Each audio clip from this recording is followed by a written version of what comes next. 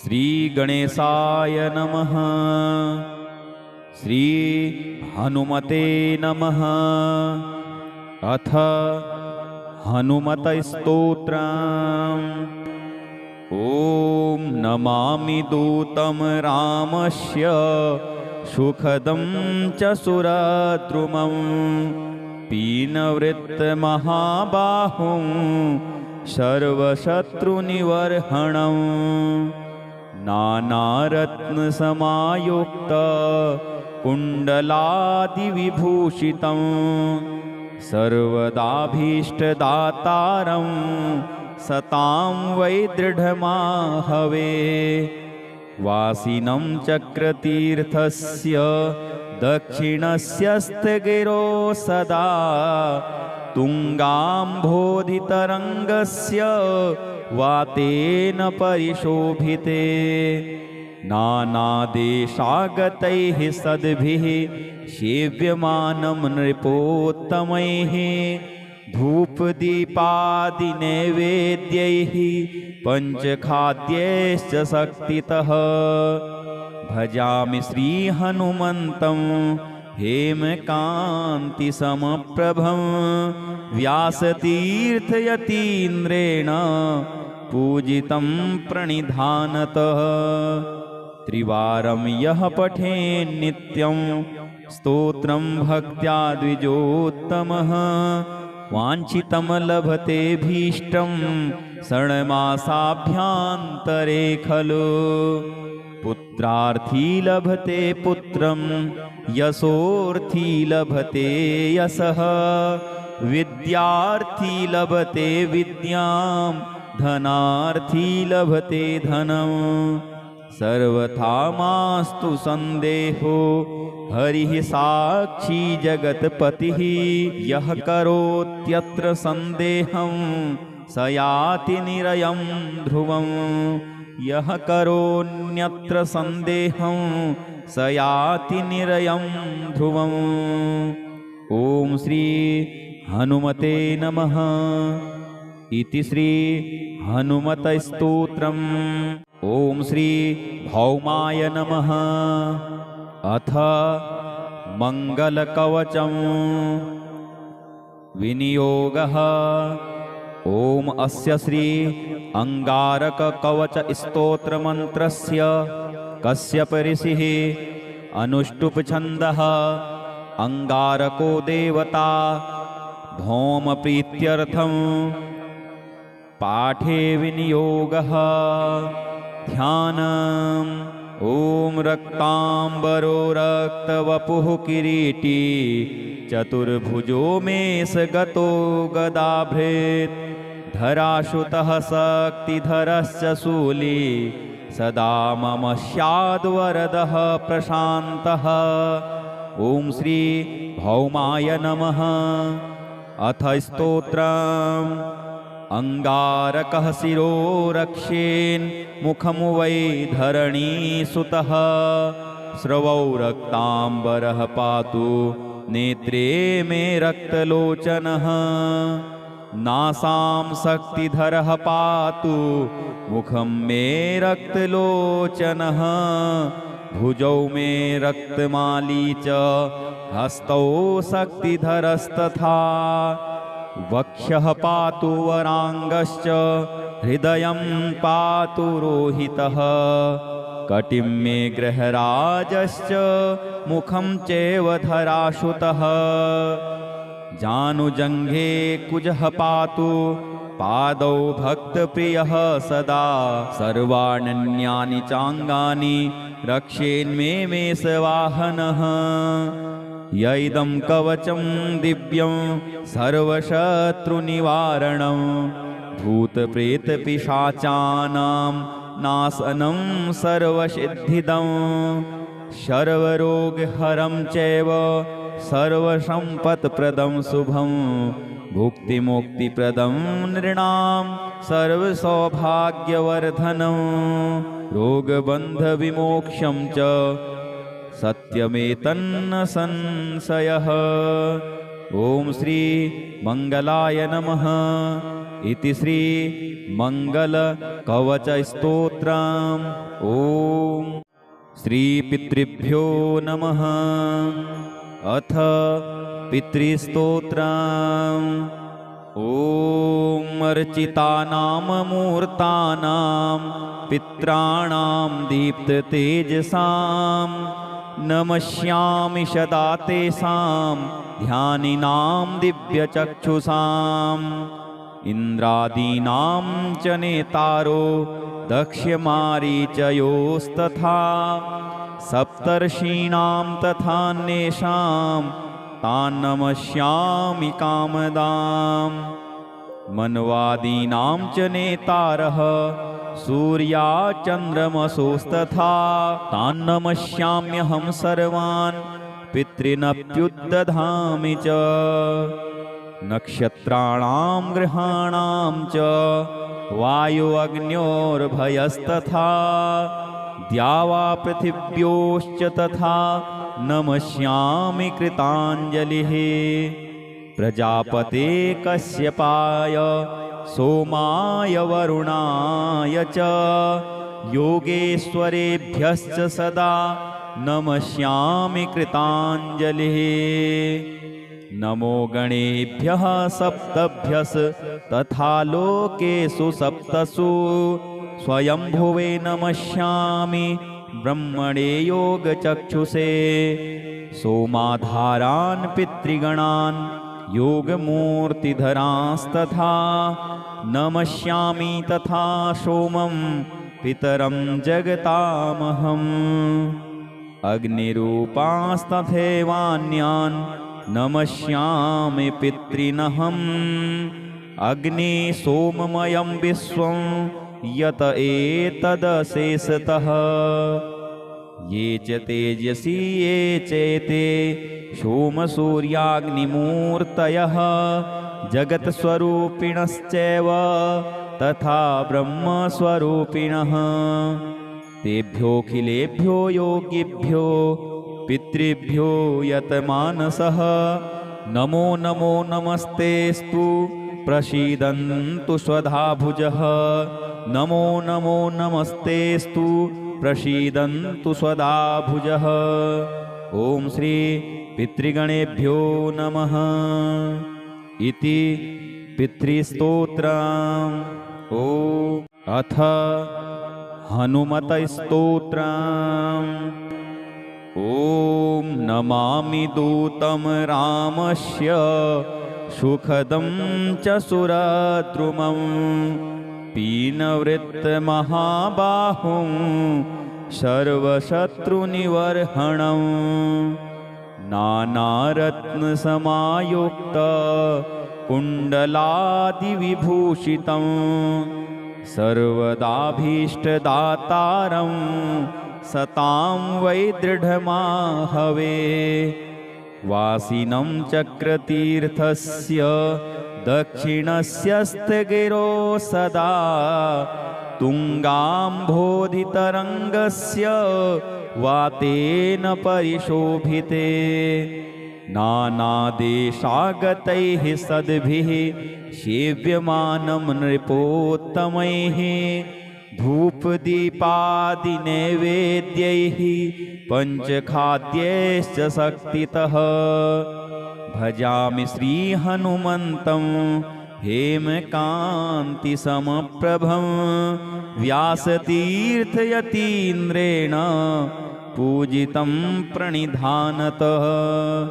त्रिवारं यः पठेन्नित्यं स्तोत्रं भक्त्या द्विजोत्तमः वाञ्छितं लभते भीष्टं षण्मासाभ्यान्तरे खलु। पुत्रार्थी लभते पुत्रं यशोर्थी लभते यशः विद्यार्थी लभते विद्यां धनार्थी लभते धनम्। सर्वथा मास्तु संदेहो हरिः साक्षी जगत्पतिः। यः करोत्यत्र संदेहं स याति निरयं ध्रुवम्। यः करोन्यत्र सन्देहं स याति निरयं ध्रुवम्। ॐ श्री हनुमते नमः। इति श्री हनुमतस्तोत्रम्। ॐ श्री भौमाय नमः। अथ मङ्गलकवचम् विनियोगः।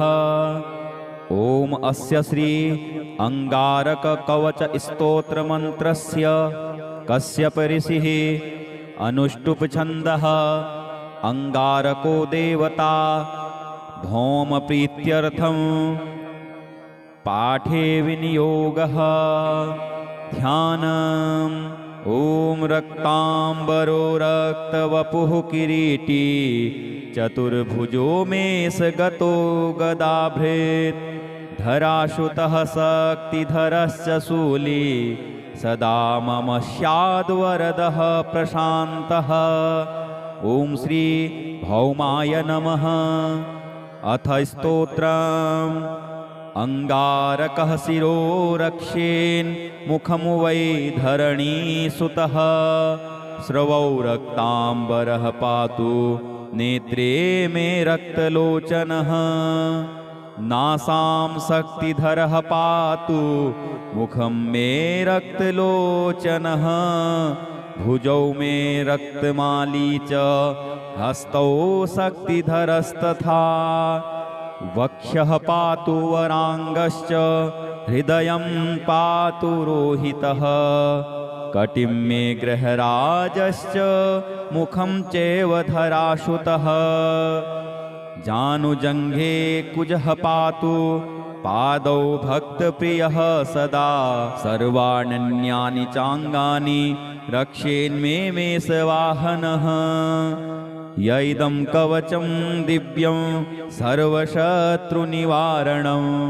भूतप्रेतपिशाचानां नाशनं सर्वसिद्धिदं सर्वरोगहरं चैव सर्वसम्पत्प्रदं शुभं भुक्तिमुक्तिप्रदं नृणां सर्वसौभाग्यवर्धनं रोगबन्धविमोक्षं च सत्यमेतन्न संशयः। ॐ श्री मंगलाय नमः। इति श्री मंगलकवचस्तोत्रम्। ॐ श्री पितृभ्यो नमः। अथ पितृस्तोत्रम्।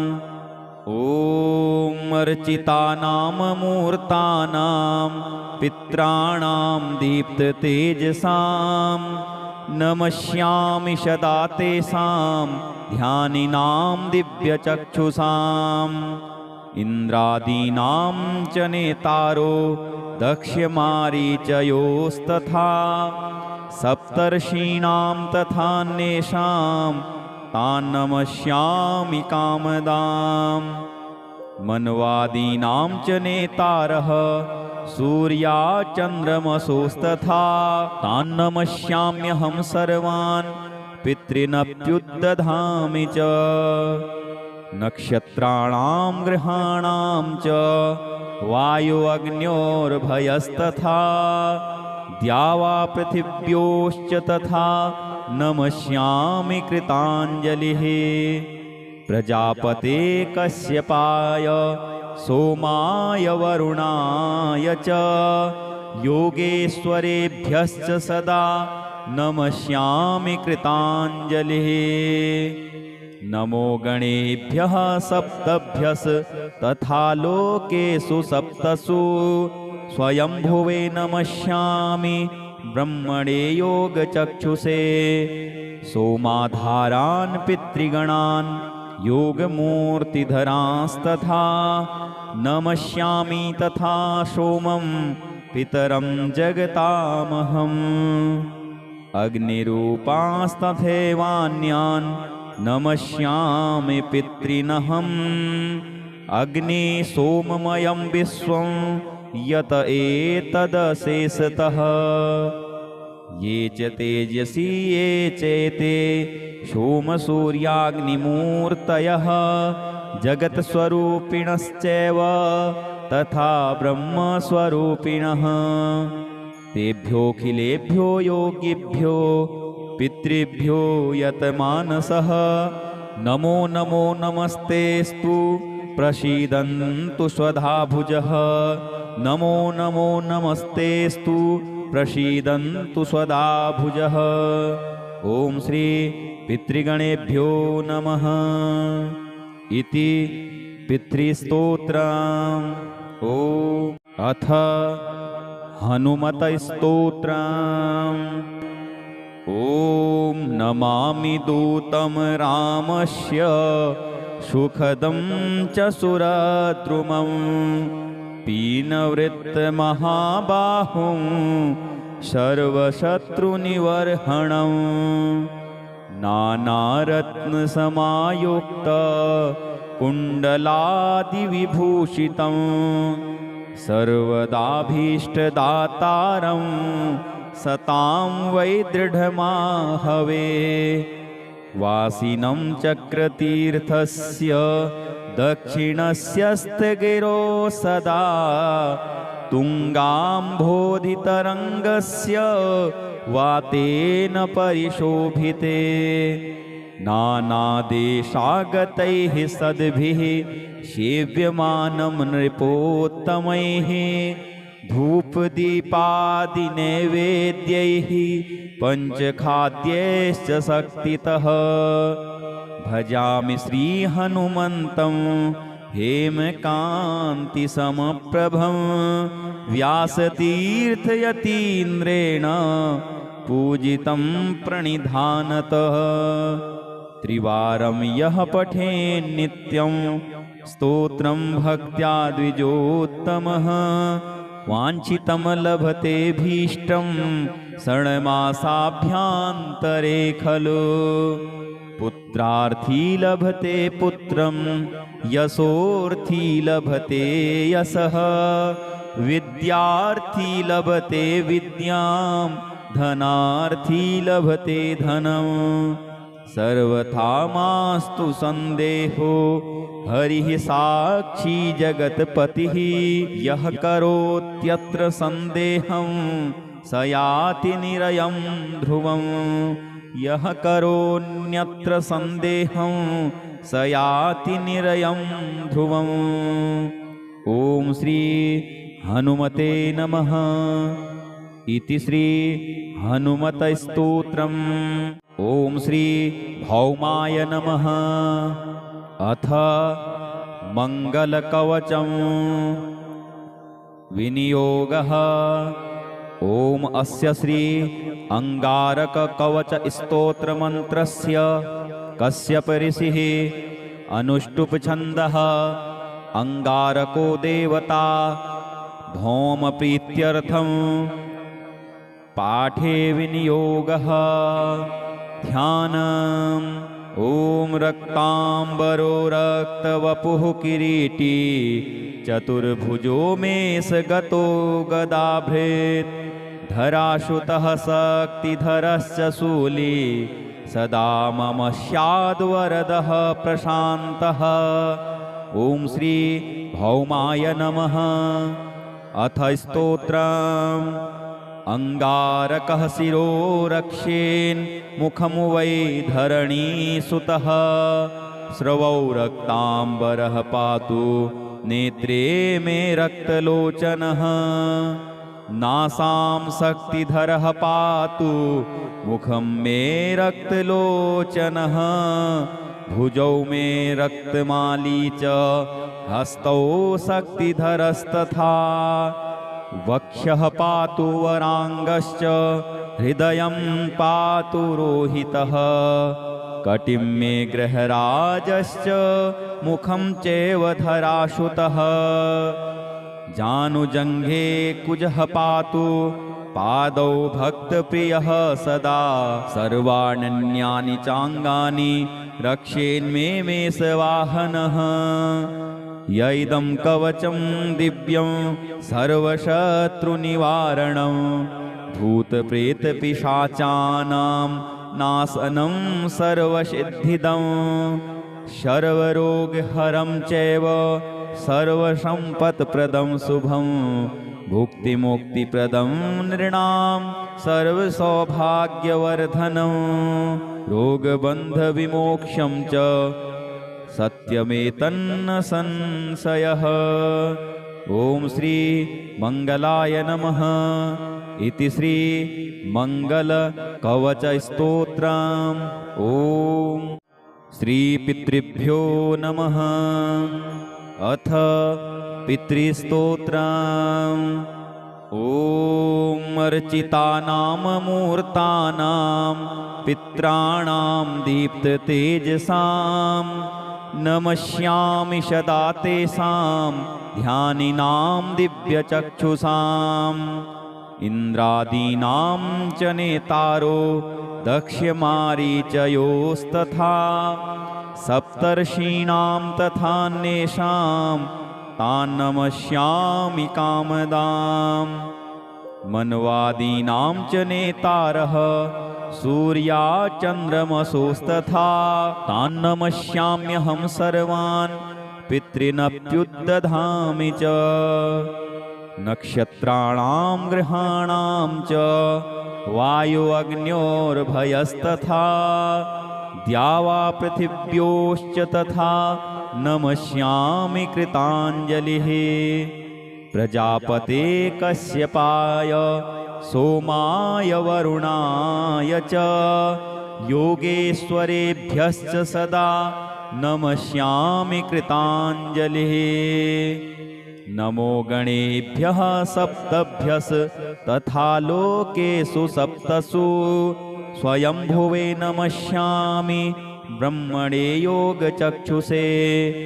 सोमाधारान् पितृगणान् योगमूर्तिधरांस्तथा नमस्यामि तथा सोमं पितरं जगतामहम्। अग्निरूपांस्तथैवान्यान् नमस्यामि पितॄनहम्। अग्नि सोममयं विश्वं यत एतदशेषतः। ये च तेजसी ये चैते सोमसूर्याग्निमूर्तयः जगत्स्वरूपिणश्चैव तथा ब्रह्मस्वरूपिणः। तेभ्योऽखिलेभ्यो योगिभ्यो पितृभ्यो यतमानसः नमो नमो नमस्तेस्तु प्रसीदन्तु स्वधाभुजः। नमो नमो नमस्तेस्तु प्रसीदन्तु स्वधाभुजः। ॐ श्री पितृगणेभ्यो नमः इति पितृस्तोत्रम्। ॐ अथ हनुमतस्तोत्रम्। ॐ नमामि दूतं रामस्य सुखदं च सुरद्रुमं पीनवृत्तमहाबाहुं सर्वशत्रुनिवर्हणं। नानारत्नसमायुक्त कुण्डलादिविभूषितं सर्वदाभीष्टदातारं सतां वै दृढमाहवे।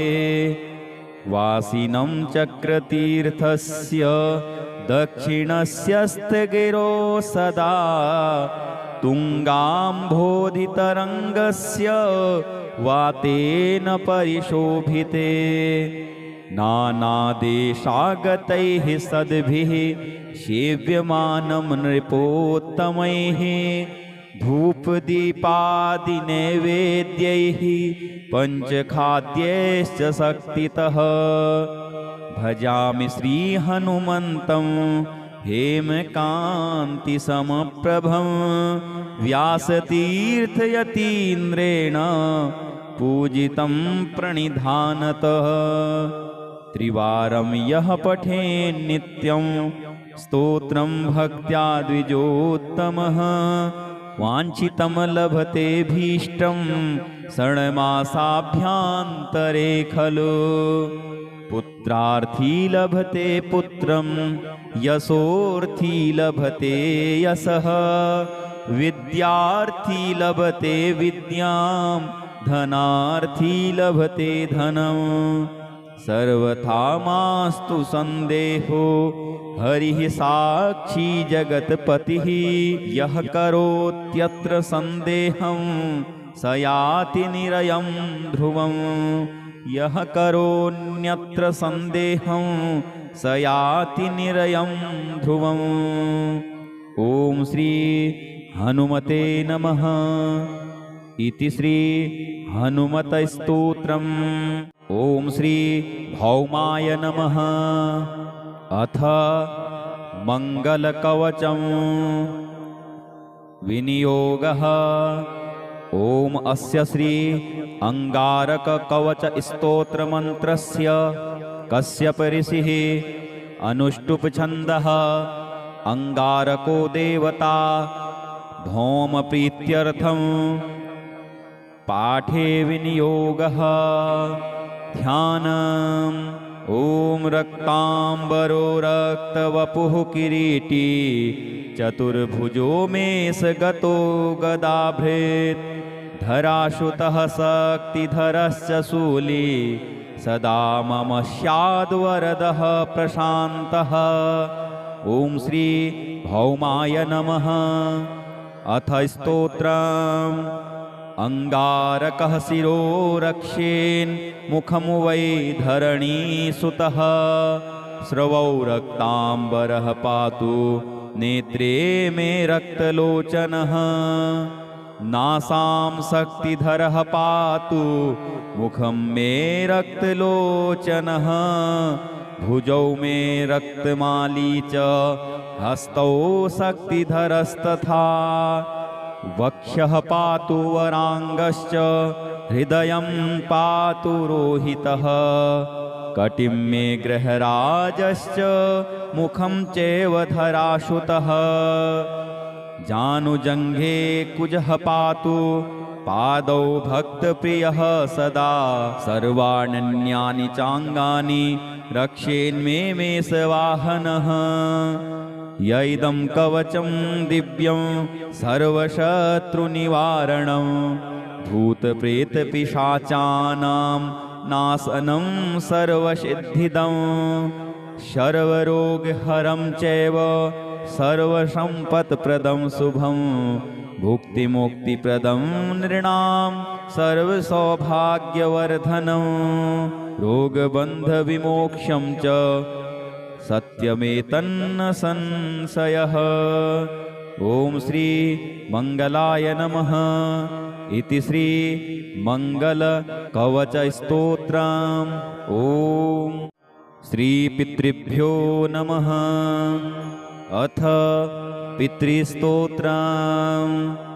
ॐ अर्चितानां मूर्तानां पित्राणां दीप्ततेजसां नमस्यामि सदा तेषां ध्यानिनां दिव्यचक्षुषाम् इन्द्रादीनां च नेतारो दक्ष्यमारीचयोस्तथा सप्तर्षीणां तथान्येषां तान् नमस्यामि कामदाम् मन्वादीनां च नेतारः सूर्या चन्द्रमसोस्तथा तान् नमस्याम्यहं सर्वान् पितॄनप्युद्दधामि च नक्षत्राणां ग्रहाणां च वायु अग्न्योर्भयस्तथा द्यावा पृथिव्योश्च तथा नमस्यामि कृताञ्जलिः प्रजापते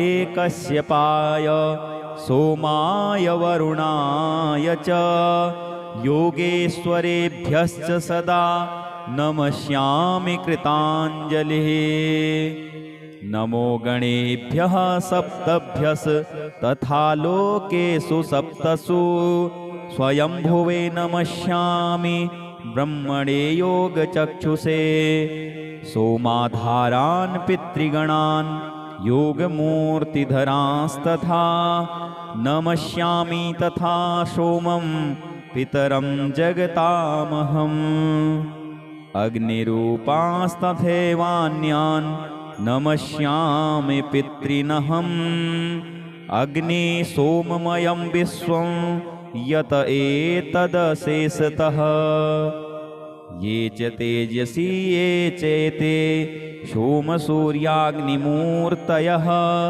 जगत्स्वरूपिणश्चैव तथा ब्रह्मस्वरूपिणः तेभ्योऽखिलेभ्यो योगिभ्यो पितृभ्यो यतमानसः नमो नमो नमस्तेस्तु प्रसीदन्तु स्वधाभुजः नमो नमो नमस्तेस्तु प्रसीदन्तु स्वधाभुजः। ॐ श्री पितृगणेभ्यो नमः इति पितृस्तोत्रम्। ॐ अथ हनुमतस्तोत्रम्।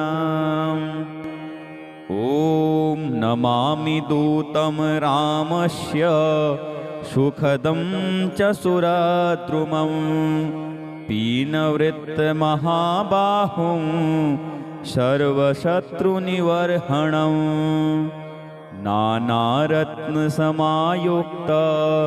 कुण्डलादिविभूषितं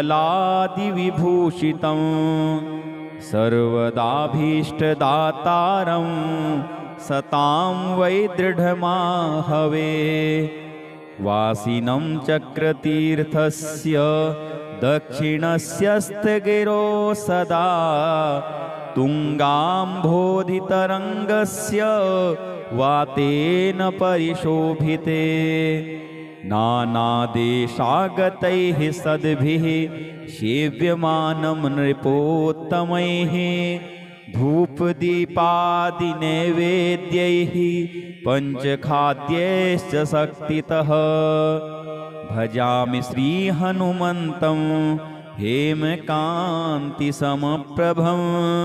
व्यासतीर्थयतीन्द्रेण पूजितं प्रणिधानतः त्रिवारं यः पठेन्नित्यं स्तोत्रं भक्त्या द्विजोत्तमः वाञ्छितं लभते भीष्टं षण्मासाभ्यान्तरे खलु पुत्रार्थी लभते पुत्रं यशोर्थी लभते यशः विद्यार्थी लभते विद्यां धनार्थी लभते धनं सर्वथा मास्तु संदेहो हरिः साक्षी जगत्पतिः यः करोत्यत्र संदेहं स याति निरयं ध्रुवं यः करोन्यत्र संदेहं स याति निरयं ध्रुवम्। ॐ श्री हनुमते नमः इति श्री हनुमतस्तोत्रम्। ॐ श्री भौमाय नमः। अथ मंगलकवचं विनियोगः। ॐ अस्य श्री अंगारककवच स्तोत्रमन्त्रस्य कश्यप ऋषिः अनुष्टुप छन्दः। अंगारको देवता भौम प्रीत्यर्थं पाठे विनियोगः। ध्यानम्। ॐ रक्तांबरो रक्तवपुः किरीटी चतुर्भुजो मेषगतो गदाभृत् धराशुतः शक्तिधरश्च शूली सदा मम स्याद्वरदः प्रशान्तः। ॐ श्री भौमाय नमः। अथ स्तोत्रम्। अंगारकः शिरो रक्षेन् मुखं वै धरणीसुतः स्रवौ रक्तांबरः पातु नेत्रे मे रक्तलोचनः नासां शक्तिधरः पातु मुखं मे रक्तलोचनः भुजौ मे रक्तमाली च हस्तौ शक्तिधरस्तथा वक्षः पातु वरांगश्च हृदयं पातु रोहितः कटिं मे गृहराजश्च मुखं चैव धराशुतः जानुजङ्घे कुजः पातु पादौ भक्तप्रियः सदा सर्वाण्यन्यानि चाङ्गानि रक्षेन्मे मेषवाहनः यैदं कवचं दिव्यं सर्वशत्रुनिवारणं भूतप्रेतपिशाचानां नाशनं सर्वसिद्धिदं सर्वरोगहरं चैव सर्वसम्पत्प्रदं शुभं भुक्तिमुक्तिप्रदं नृणां सर्वसौभाग्यवर्धनं रोगबन्धविमोक्षं च सत्यमेतन्न संशयः। ॐ श्री मंगलाय नमः इति श्री मंगलकवचस्तोत्रम्। ॐ श्री पितृभ्यो नमः। अथ पितृस्तोत्रम्। ॐ अर्चितानां मूर्तानां पित्राणां दीप्ततेजसां नमस्यामि सदा तेषां ध्यानिनां दिव्यचक्षुषाम् इन्द्रादीनां च नेतारो दक्ष्यमारीचयोस्तथा सप्तर्षीणां तथान्येषां तान् नमस्यामि कामदाम् मन्वादीनां च नेतारः सूर्या चन्द्रमसोस्तथा तान् नमस्याम्यहं सर्वान् पितॄनप्युद्दधामि च नक्षत्राणां ग्रहाणां च वायु अग्न्योर्भयस्तथा द्यावा पृथिव्योश्च तथा नमस्यामि कृताञ्जलिः प्रजापते कश्यपाय सोमाय वरुणाय च योगेश्वरेभ्यश्च सदा नमस्यामि कृताञ्जलिः नमो गणेभ्यः सप्तभ्यस् तथा लोकेषु सप्तसु स्वयंभुवे नमस्यामि ब्रह्मणे योगचक्षुषे सोमाधारान् पितृगणान् योगमूर्तिधरांस्तथा नमस्यामि तथा सोमं पितरं जगतामहम् अग्निरूपांस्तथैवान्यान् नमस्यामि पितॄनहम् अग्नि सोममयं विश्वं यत एतदशेषतः ये च तेजसी ये चेते सोमसूर्याग्निमूर्तयः जगत्स्वरूपिणश्चैव तथा ब्रह्मस्वरूपिणः तेभ्योऽखिलेभ्यो योगिभ्यो पितृभ्यो यतमानसः नमो नमो नमस्तेस्तु प्रसीदन्तु स्वधाभुजः नमो नमो नमस्तेस्तु प्रसीदन्तु स्वधाभुजः। ॐ श्री पितृगणेभ्यो नमः इति पितृस्तोत्रम्। ॐ अथ हनुमतस्तोत्रम्।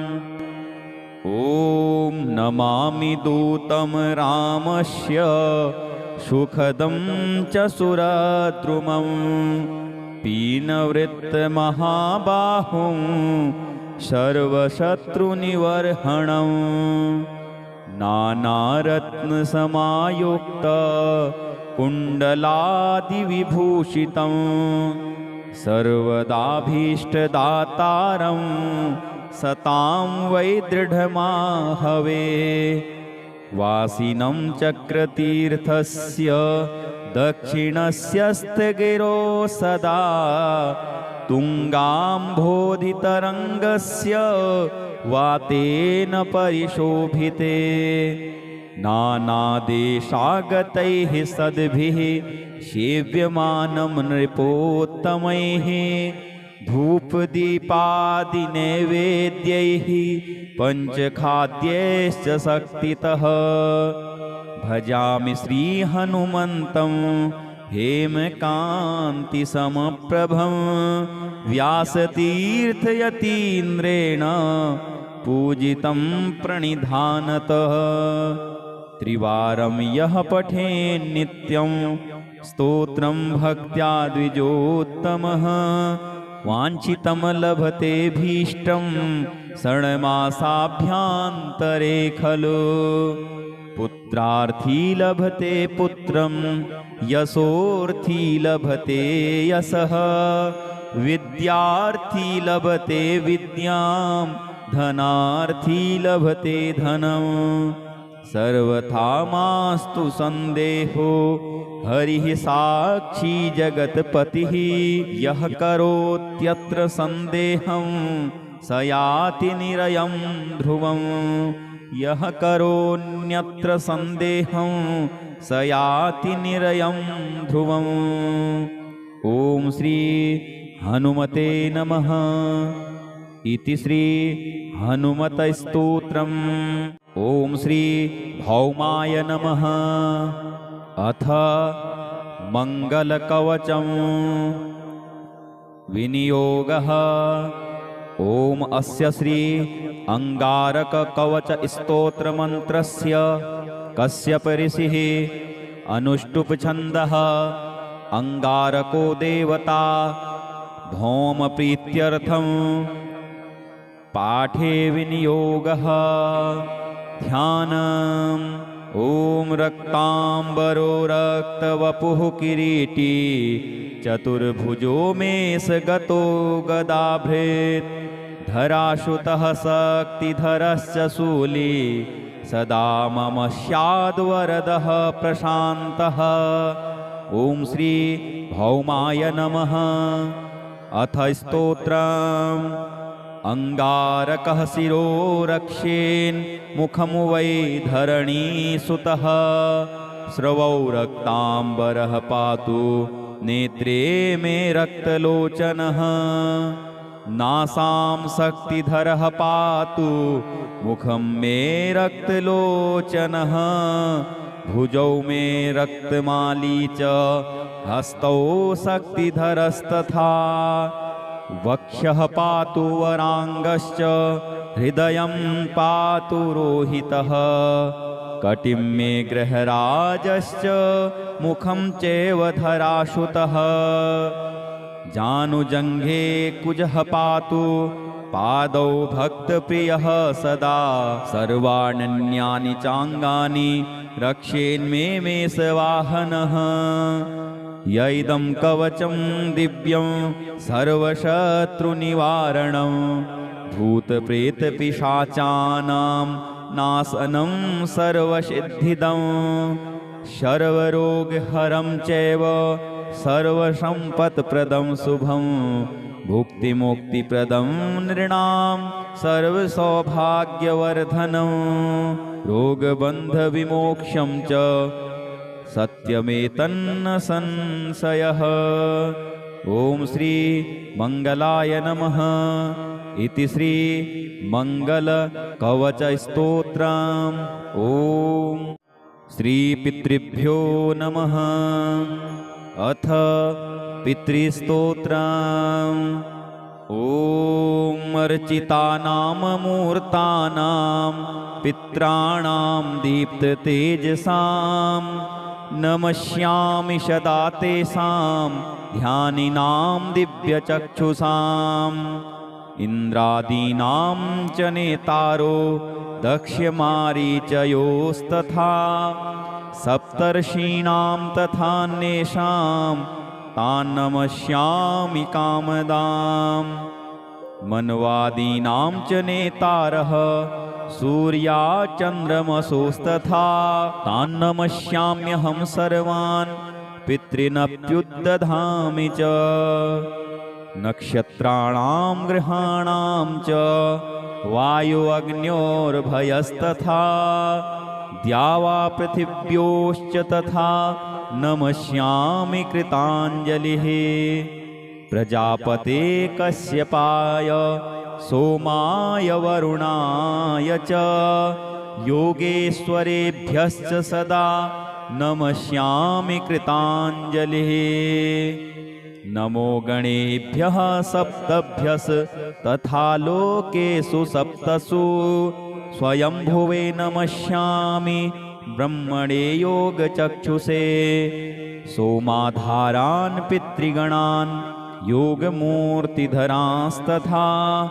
नमस्यामि तथा सोमं पितरं जगतामहम् अग्निरूपांस्तथैवान्यान् नमस्यामि पितॄनहम् अग्नि सोममयं विश्वं यत एतदशेषतः ये च तेजसी ये चैते सोमसूर्याग्निमूर्तयः जगत्स्वरूपिणश्चैव तथा ब्रह्मस्वरूपिणः तेभ्योऽखिलेभ्यो योगिभ्यो पितृभ्यो यतमानसः नमो नमो नमस्तेस्तु प्रसीदन्तु स्वधाभुजः नमो नमो नमस्तेस्तु प्रसीदन्तु स्वधाभुजः ॐ श्री पितृगणेभ्यो नमः इति पितृस्तोत्रम् ॐ